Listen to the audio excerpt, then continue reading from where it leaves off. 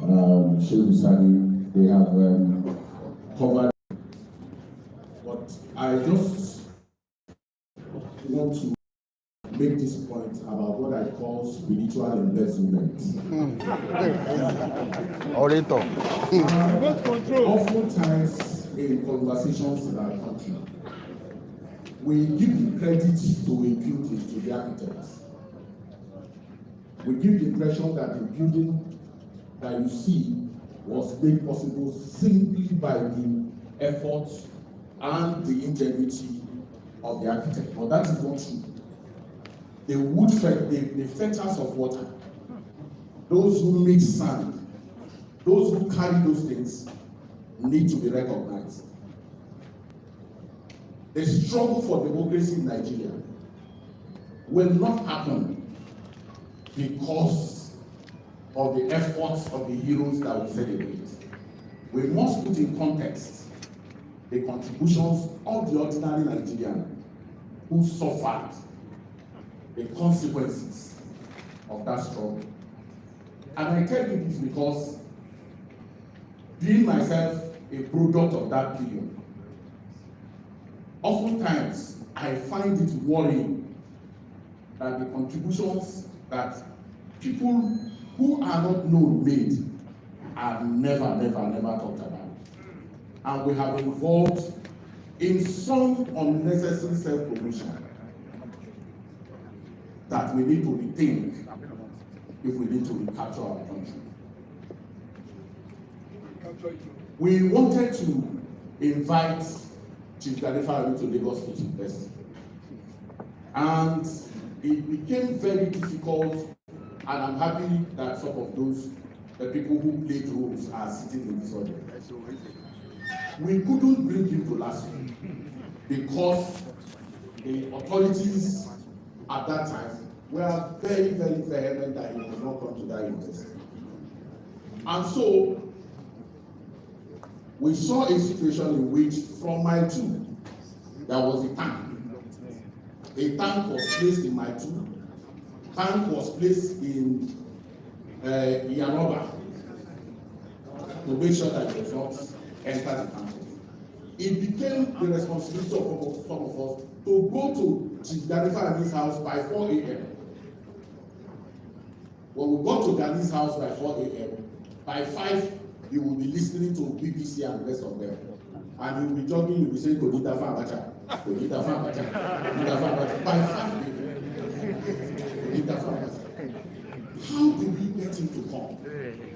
We sent a vehicle out and we asked him to give his glasses and his card to Dr. Bumi Omoshengi. Dr. Bumi wore his cap, wore his glasses, and he entered a different vehicle, me in particular. And we took through first time. And went, instead of coming through that distance, we went to Alaba International. And then came through PPN and drove directly against the traffic and got into last. Now, why am I telling this? The contributions of those last students who made those pasted posters 1 a.m. with Dr. Sergio Obayiwana. And we are expelled from the university. Those are not being recognized. What we have always done. Dr. Tinubu was in Meduguri. Leaflets have to get to him. Nobody asked how he got to him. And there are security agents who helped us at that period of time. And we must also recognize them. I just wanted to put that out before I go to the main conversation.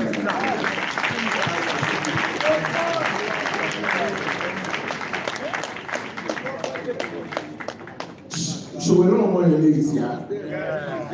Kunle Abigoke is here, we call him by 5 a.m., they are here.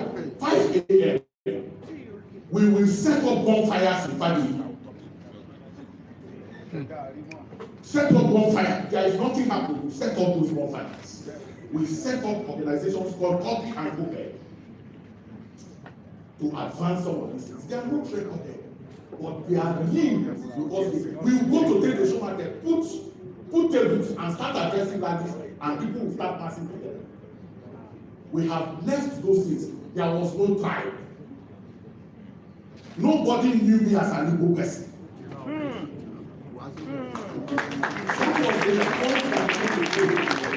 My Igbo-ness did not show. What was important was my contribution to the struggle. Now, those who forgot, they are not different from the people, the ruling class, who have held this country captive in the last 40 years. There is nothing fundamentally different from Obasanjo to Yar'Adua to Jonathan to who again? To Buhari. Nothing for the economic policies they have pursued have been the same. It has been about privatization, it has been about commercialization, it has been about all the songs that we have read. The degree with which they did it differs. But in the last 14 years, nobody has built houses for the poor in Nigeria. Never. Not one person. In the midst of the poverty that we are talking about, estates are mushrooming all over the country. That no, the poor cannot afford. In the midst of the poverty, private universities have emerged that are contesting more than public universities.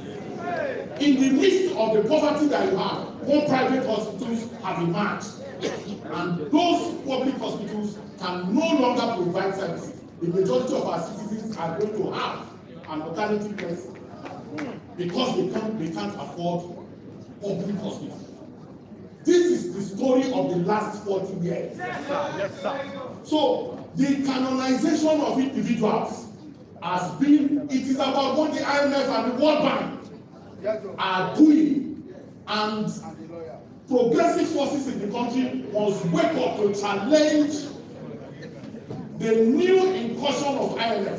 When we were in the university, the IMF and the World Bank did not have buildings in Nigeria. Today, they occupy offices in our government houses as consultants, and they even have permanent offices in our capitals. I think that we have not done enough about the role of the IMF and the World Bank and how they are pushing our country to more and more poverty. And those who are educated are the ones who have enabled this conversation by giving vent to some of these issues about privatization, about commercialization, about all the rest of them. If you devalue your currency, you devalue the livelihood of your people. Very well. There is no pretensions about that. And this is a conversation that led to the expulsion of many of us from the university. That was the reason we expect we are fighting the same IMF and the World Bank. So the conversation about secession, the one from my state is the biggest landowner in Owerri. As we speak today, one of the secessionists. He has a helipad in his house. He has what he called Biafra Defense House. The fraud of it must be exposed. The Nigerian people are not connecting to that trash. We want a big, prosperous country. That's what we are looking for. We don't want to go. This whole idea of Igbo, it is used when the elite of the country want to have previous advantage. Anytime they want previous advantage, your real balance will show. When they want to be vice chancellor of the University of Lagos, they are no longer saying that somebody from Southwest can be vice chancellor of the University of Lagos. It is now that you must be from Lagos. If you are not from Ilori Emirate, you cannot be. You cannot from Nsukka, you cannot be vice chancellor of the University of Nigeria Nsukka. That is what the elites of our country are pushing, and we are watching them. We are watching them. Right on. And we want us to discuss whether secession. That's not the problem of this country. The problem of the country is you and me. It is you and me. Our continued silence In the midst of the things that we can challenge, we have outsourced the responsibility to challenge obscurantism in our country to very father, who has been doing it in the last 30 years. We want him to continue that to his death. We have outsourced that to Comrade and the rest of them. And all of us, when they see you, there's a boy when we were in the university, anytime he sees me, he will say it's a struggle. It's a struggle. When he leaves me, he will say, my struggle, Lord. For him, he is not connected to what we are saying. And that is what is keeping our country weak. And allow criminals who parade as secessionists to manipulate the sensibilities of our people and use it for their own selfish interest. The people in my village don't want to succeed anywhere. They sing national anthem. They don't even connect with what you are saying. What they want is better life for themselves. And we can do that. In closing, when I was growing up, if you see a lawyer, there's a panic, there's a sense of panic in lawyer. We had just maybe 2 or 3 there. In Zaria, when you hear somebody is a judge, when they tell you somebody is a judge, when they say somebody is a bishop, today, what do they call you? Lawyer. The disappearance of this trade has something to do with our not taking responsibility for our future.